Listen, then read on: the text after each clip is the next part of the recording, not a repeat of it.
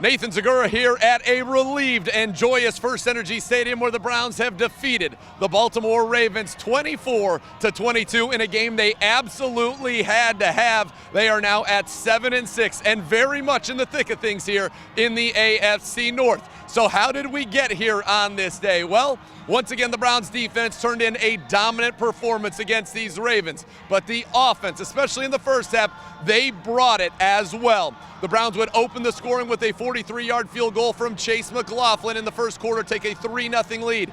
It was a drive that saw Jarvis Landry draw a 30-yard pass interference penalty to get the Browns into scoring position. McLaughlin makes it 3-0. Now the Browns defense would force 3-and-out after 3-and-out after 3-and-out after 3-and-out. That's all they really did in the first half. But on the second 3-and-out of the game, this is where Lamar Jackson would get hurt on third down. He would not return. The Browns would be up 10-0 at this point. It was Baker with a big pass to Donovan Peoples-Jones, and then the touchdown to Jarvis Landry, 9 yards, where he beat the corner to the pylon, and it made it 10-0. The very next possession is where Lamar gets hurt.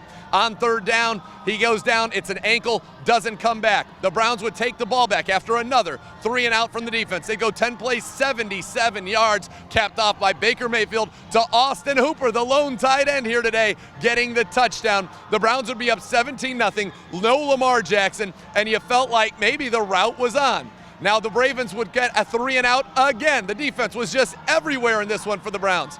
But when the Browns got it back, Baker Mayfield would throw an interception. He and Jarvis Landry not on the same page, but the defense wouldn't let the Ravens move the football. Justin Tucker would make a 50-yard field goal, though, and it was 17-3. But still, you felt very good about everything. Now, after a couple of punts back and forth, the Ravens had the ball deep in their own territory. A great punt by Dustin Colquitt down to the 9, setting it up. And Myles Garrett, doing Myles Garrett things, comes around the edge, sack strip fumble on Tyler Huntley, who had to come in and play quarterback for the Ravens. He would pick it up himself. He would run it into the end zone himself for the touchdown, and it was 24-3. First Energy Stadium was rocking. They were chanting, Myles Garrett, Myles Garrett. Everybody was feeling good. Now the Ravens at the end of the first half would get a nice drive, Tucker field goal, 24-6 at the half. But you felt so good about it at that point. The offense was moving. Baker Mayfield was incredibly sharp in the first half other than the interception. A couple of touchdown passes, just moving the offense, long drives. It looked good. It felt good. But in the second half, things would start to get tense. The Ravens defense, well, they would turn it up.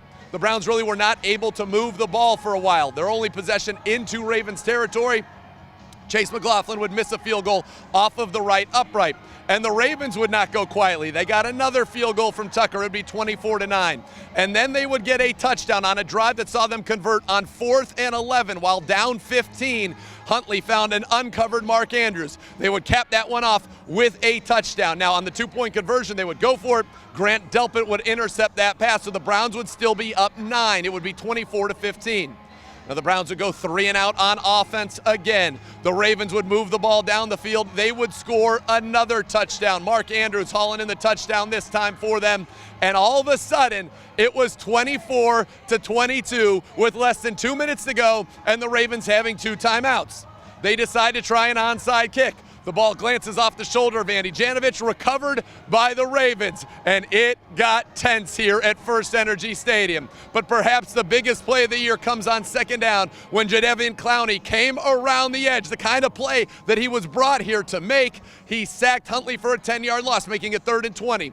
They would get to 4th and 6, and on 4th and 6, they threw a little slant. Denzel Ward, he's played so well down the stretch for the Browns this year, the Walter Payton Man of the Year with the Tackle of the Year, keeping the Ravens short of the first down. Victory formation, sighs of relief, and jubilation city with the Browns getting the much-needed win there, 24-22. Again, still things to work on, but boy, it's great to get to work on them coming out of the win. The Browns need a little bit more offense in the second half. They would not score the ball, but the defense, when you needed big plays, they came up with them time and time again. Tack McKinley with the forced fumble. He had a great game, was around the quarterback the whole time. The Myles Garrett, the first sack strip fumble of the year for the Browns, and he takes it to the house. And then, of course, he had the 2 Baker Mayfield touchdowns, giving him 88 in his career, tied for 4th all-time with Otto Graham in franchise history. The Browns have the momentum now. They are right in the thick of it in the AFC North. The Raiders, the next week's opponent on Saturday, right back here. They got blown out by Kansas City today. They do not have momentum coming into this game. The Browns need to capitalize on this one and keep this going. 1-0 this week's the goal. 1-0 next week's the goal. The Browns accomplished it this week. Let's see if they can do it again next week. We'll have a full breakdown for you of Victory Monday edition of Cleveland Browns Daily. Myself, Bo Bishop, and the Hoff, Joe Thomas, going through a huge Browns win over the Baltimore Ravens.